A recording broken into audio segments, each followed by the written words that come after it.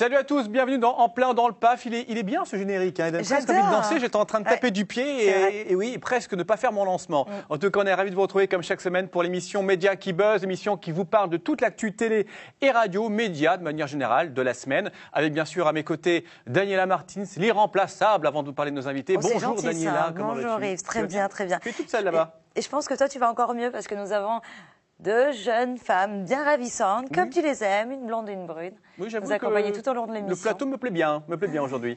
Alors, on va les présenter. Alors déjà, juste on dit un mot sur tes rubriques, les vidéos qui buzzent tout à l'heure. Si on a le temps également, les tweets, les news du PAF. Il y a des infos intéressantes. Des bimbos et encore des bimbos. Écoute, si tu insistes, je ne sais pas me dire non. Brune, mais c'est pas vous. C'est pas... Ah, bon, écoute, alors justement, il y en a quand même des bimbos, mais pas des bimbos, des filles jolies, fines, classe. Voilà, on va dire ça comme ça. On va commencer par Audrey. Bonjour Audrey. Bonjour.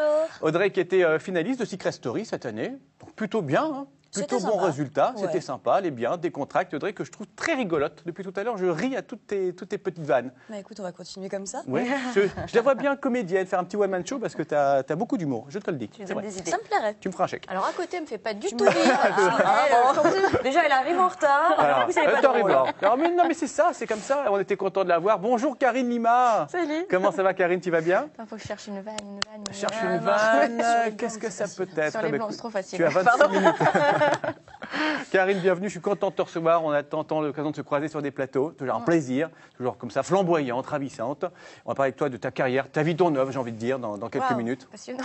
Maintenant, tu en fais des choses. Ah si, quand même. Attends, elle a 15 métiers, Karine. Je ne sais pas comment je vais te présenter. Danseuse, chanteuse, animatrice, comédienne, réalisatrice, sapeur-pompier, je ne sais pas, enfin, je ne sais plus, gynécologue, enfin, on verra ça. Oh mon Dieu, non. Je me disais l'autre jour, quel métier horrible. Enfin, bref.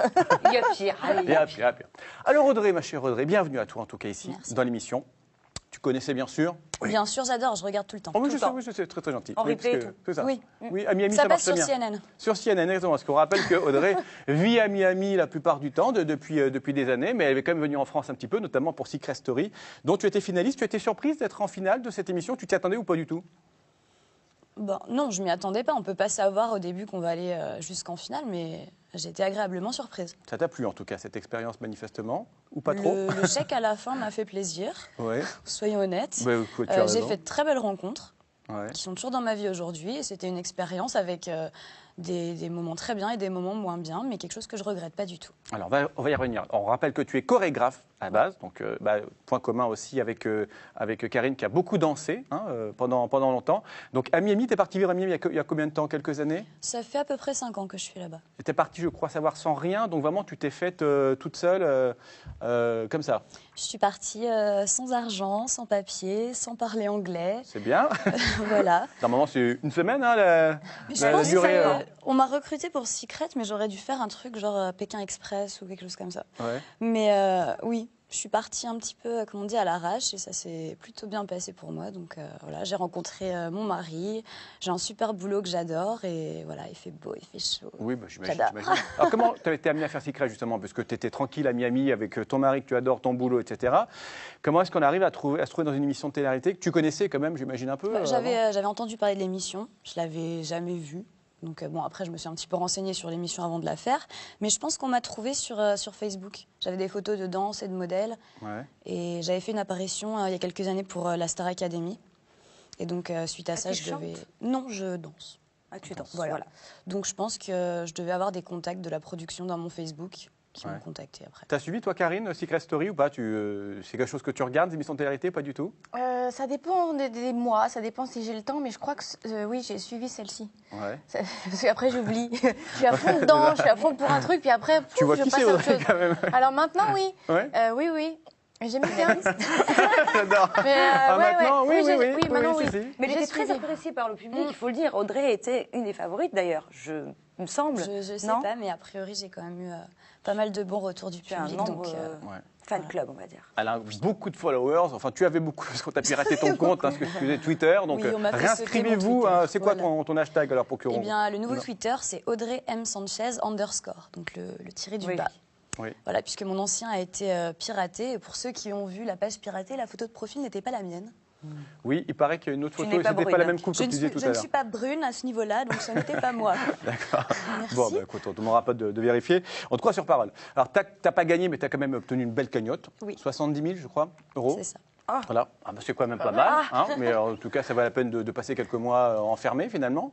Oui. Ça, c'est pas mal. Tu as fait quoi ton argent? Question qu'on te pose tout le temps, mais j'aime bien cette question. On veut savoir. Simplement, j'en ai placé un petit peu de côté. Avec mon mari, on a perdu notre appartement pendant que j'étais dans le jeu, donc on a repris un appartement, j'ai acheté une voiture. Ouais. Ce qui a passionné les journaux, apparemment, j'ai fait de la chirurgie esthétique, c'est voilà. On peut dire de la poitrine, j'ai refait mes seins, j'en avais besoin, c'était un truc, voilà. T'as pas mis les 70 000 € dedans quand même? Si, bien sûr. J'ai du W15 là. 35 000 de chaque côté, voilà. C'est pas mal, hein. C'est pas mal. Donc c'est la seule chose que tu as refait de toute façon. C'est la seule chose que j'ai refait, c'est voilà mes seins, ça me travaillait, puis après le reste est placé. Ouais. Tranquillement. Tranquillement en cas de besoin. En cas de besoin. On t'a déjà dit que tu avais un air d'Élodie Gossuin? Jamais. Merci. Voilà, ça c'est incroyable. Elle est de profil en tout cas, et elle a un air vraiment, et elle a cette voix là aussi qui ressemble toute douce, agréable, et cette voilà. C'est vrai. Écoute, merci. Voilà, que tu es une fan de plus, ça va te follower dans un instant. Ça fait plaisir, merci beaucoup. Ouais. Alors toi, tu es mariée, tu nous l'as dit. Oui. Tu as fait l'émission. Comment ton mari l'a vécu ça? Parce que vous étiez d'abord séparés pendant plusieurs mois. Puis il n'était pas jaloux, il n'a pas peur un peu de... Alors tu as été sage pendant l'émission, mais quand même, les garçons te tournaient autour. Quoique, il y a eu des histoires avec Johan. Je ne sais pas ce qui s'est passé. Alors d'ailleurs, mon mari et Johan se sont rencontrés il y a 2 jours et ils sont à l'hôpital en ce moment, après s'être cassé la figure. Non, après 4 magnums de rosé, ils s'aimaient beaucoup. Ouais. Mais non, voilà, avec Johan, on est très potes, c'est vraiment mon petit frère, je l'adore. Oui, on s'est tourné autour, mais c'était de la mission, on était payés pour le faire et on a vraiment... Voilà, on a rigolé énormément pour faire ça. Ouais. Après, mon mari, oui, certainement, il devait être jaloux, mais pour le peu d'images qu'il a vues... il était plus ou moins rassuré. Voilà, en fait, il était inquiet parce qu'il ne savait pas ce qui se passait. Les images sont bloquées aux États-Unis. Donc, il était surtout pressé de me revoir. Ouais. Voilà. Bon, d'accord. Donc, en tout cas, il ne s'est rien passé dans la maison, donc? Non. Non. Enfin, vous ne savez pas, hein, tout n'est pas filmé. Justement, l'émission n'est pas finie non plus. Alors, avant de revenir à toi, parce qu'on n'a pas terminé, et de parler de Karine, on va passer à notre amie Daniela, oui, qui va nous parler des vidéos qui buzzent cette semaine, parce que dans cette émission, on vous donne la possibilité de revoir deux vidéos pour le même prix.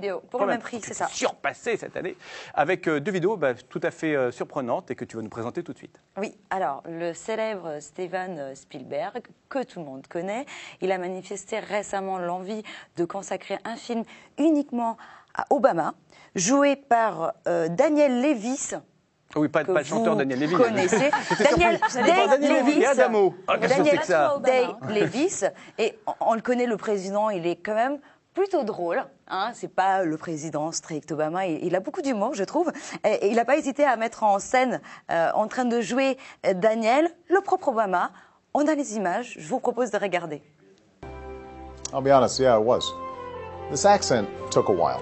Hello, Ohio! Hello, Ohio! I love you back. Look, let me be clear about this. The cosmetics were challenging.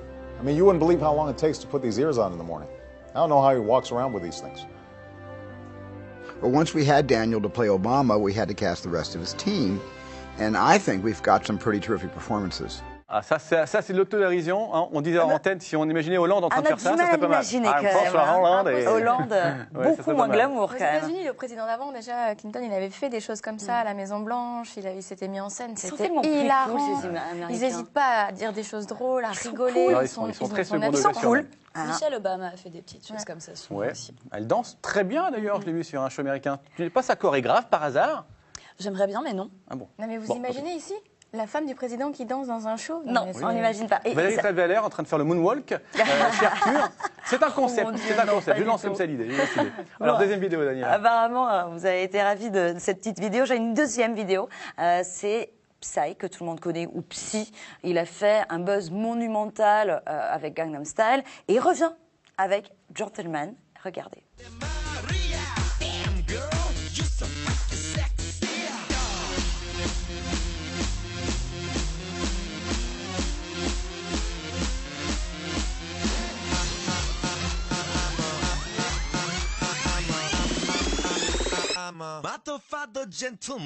C'est du psy pur, c'est de la provocation. En tout cas, ça fait déjà beaucoup de vues. Hein. C'est pas 1 milliard 300 millions comme ça, mais par contre, je crois qu'on est à 400 millions pour ces vues-là. Donc on peut faire n'importe quoi, ça marchera finalement, c'est bien.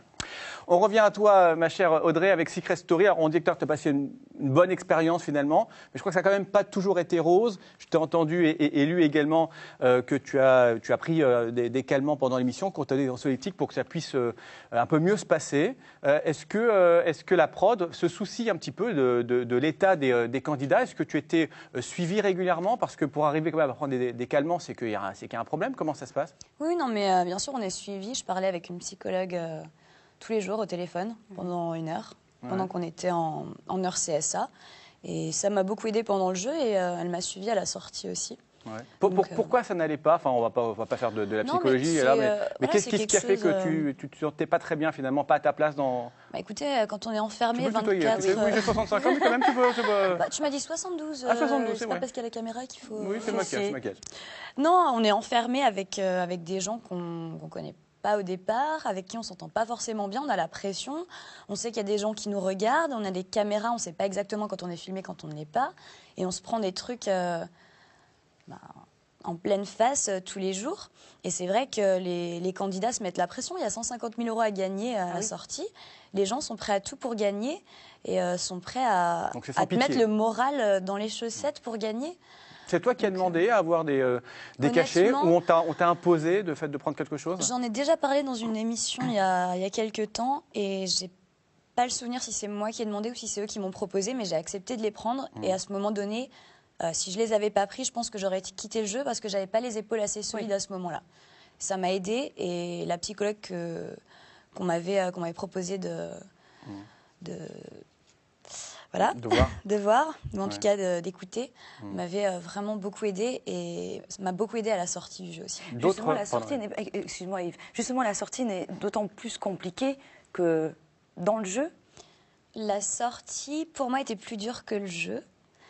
Pourquoi les critiques? J'ai pu entendre dire que tu as reçu beaucoup de critiques très méchantes, très violentes. On a tous eu beaucoup de critiques et c'est vrai que le jeu psychologiquement m'avait un petit peu affaiblie, donc je suis arrivée vraiment avec une coquille autour de moi, j'étais très forte et ma coquille s'est brisée pendant le jeu.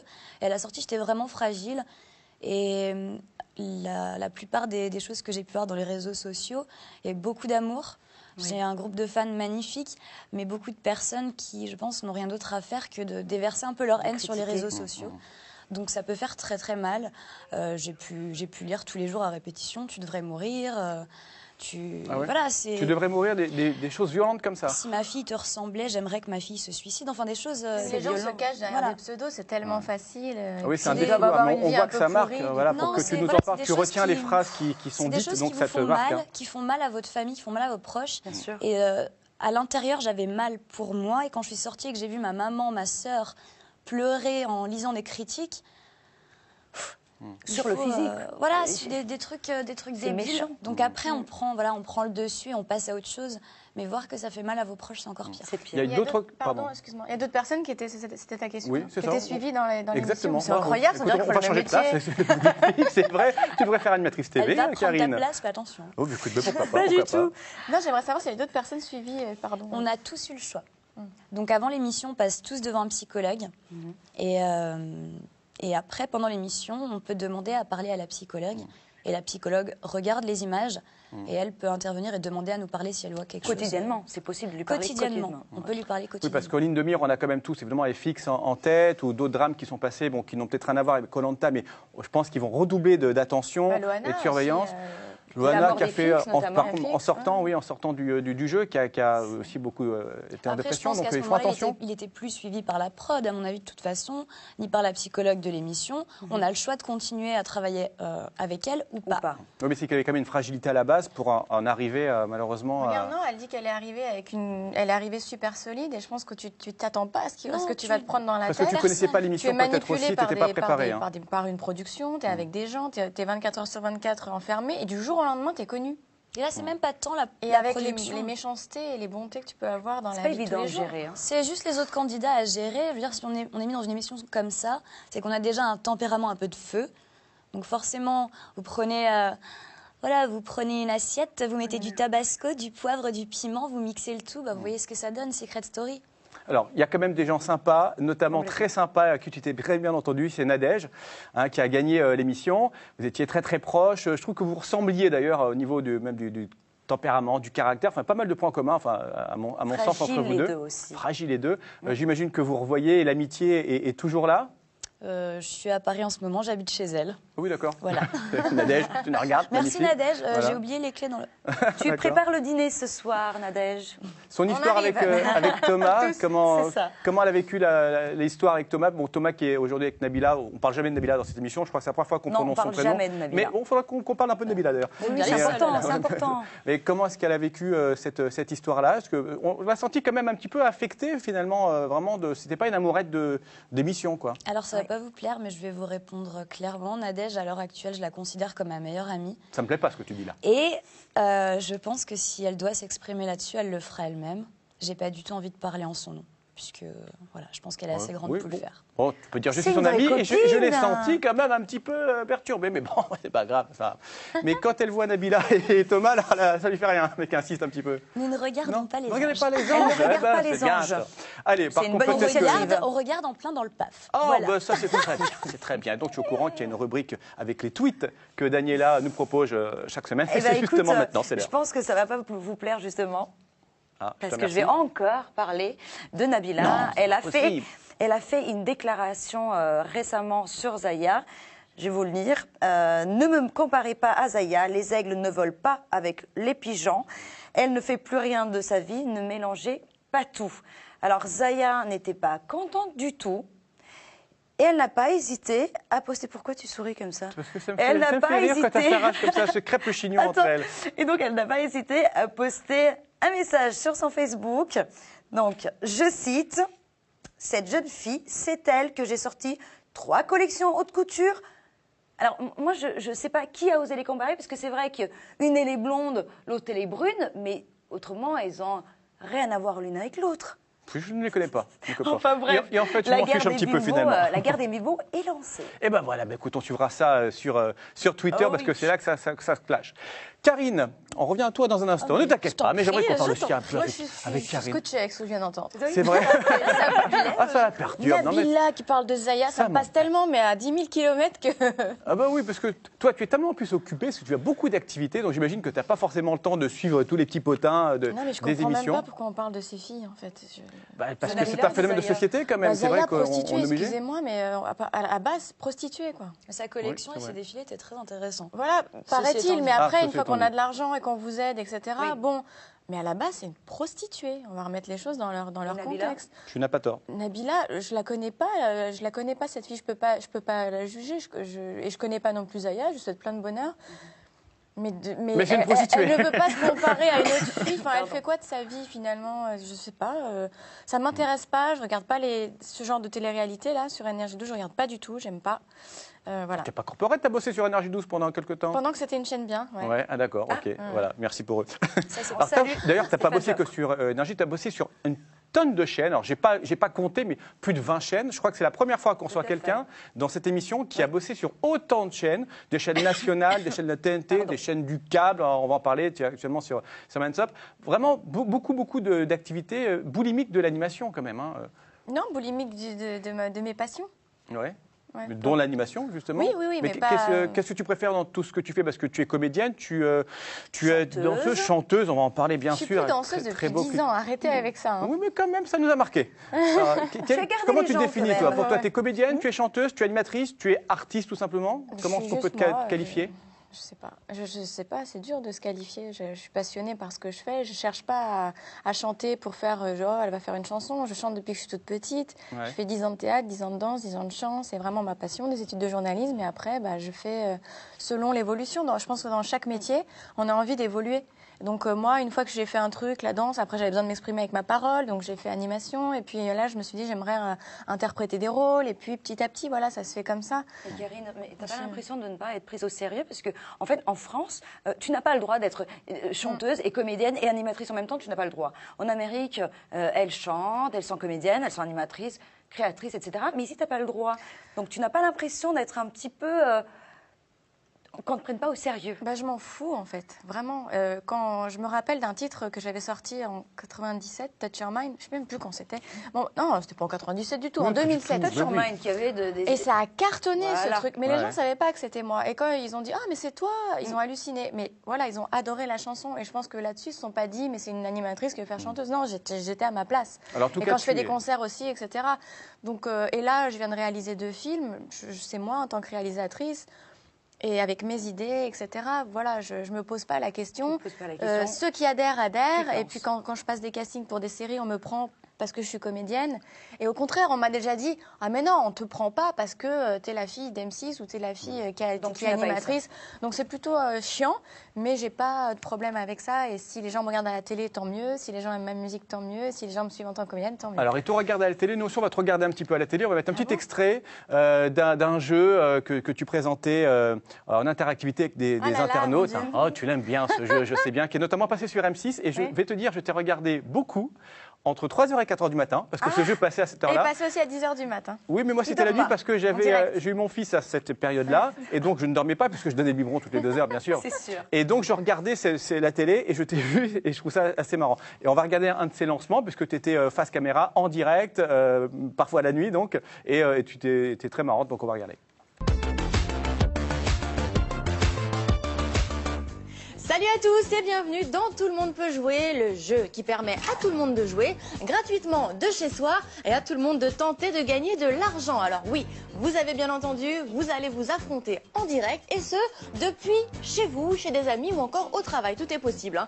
Et attention car les meilleurs d'entre vous se partageront 200 €. 200 €, dites donc. C'est pas évident comme ça de parler face caméra. Il n'y a pas de prompteur parce qu'on voit bien que tu réagis par rapport à ce qui se passe. Donc c'est un bon exercice. Hein. C'était super dur. Je crois que c'est le truc le plus dur que j'ai fait en 15 ans. Ouais. C'est 2 heures, c'est ça, d'émission? Non, c'était 26 minutes. Rapide, 26 minutes. Donc le matin, 26 minutes le matin, et puis après on faisait des enregistrements pour le soir. Parce que j'étais jamais en direct le soir, en fait. C'est des enregistrements le soir, mais tous les matins c'était en direct. C'était tellement dur. J'avais, je sais pas, 7 écrans devant moi. J'avais les écrans questions, les écrans avec les gens. Oui, parce que les gens jouaient de chez eux avec leur webcam. C'est un vrai jeu. C'était sympa comme concept. Sauf qu'ils répondaient sur l'ordinateur. Ouais. Donc moi, ce que je trouvais génial, c'est de donner la possibilité à tous les gens en France de jouer. Ils n'avaient pas besoin de se déplacer, etc. Il y en avait qui étaient dans leur lit. Ouais. Bonjour Karine. Alors ils passaient avec leur petite caméra. Salut, vous venez de vous réveiller? Ouais, je suis dans mon lit, tranquille. T'as le mec qui dit il est là, et puis il y a plein de gens qui passent. Mais c'est qui? Ouais, la voisine, elle est venue voir, et puis la copine aussi. Et puis... Il n'y a plus ce jeu-là. Ça y est, il a disparu. Non, question de budget. Alors, aujourd'hui, tu es sur la chaîne Mensop. Entre autres, oui. Entre autres, tu prends un magazine. On t'a vu également sur TF1 il y a quelques semaines dans la série Section de recherche, donc où tu avais un rôle où on te voyait bien d'ailleurs. L'espionne, mais comme ça, un peu mystérieuse. Ouais. Tu réalises des films, donc ça c'est quand même quelque chose que tout le monde ne sait pas. On connaît surtout Karine Lima, animatrice, mais réalisatrice également. Donc comédienne, chanteuse, on l'a dit. Vraiment, donc tu as une carrière qui est assez complète. Et dans la comédie, le côté comédienne, là tu as d'autres projets. Tu vas venir de manière récurrente dans les séries? Ça dépend, je passe des castings comme tout le monde, donc parfois je suis prise, donc j'en suis ravie.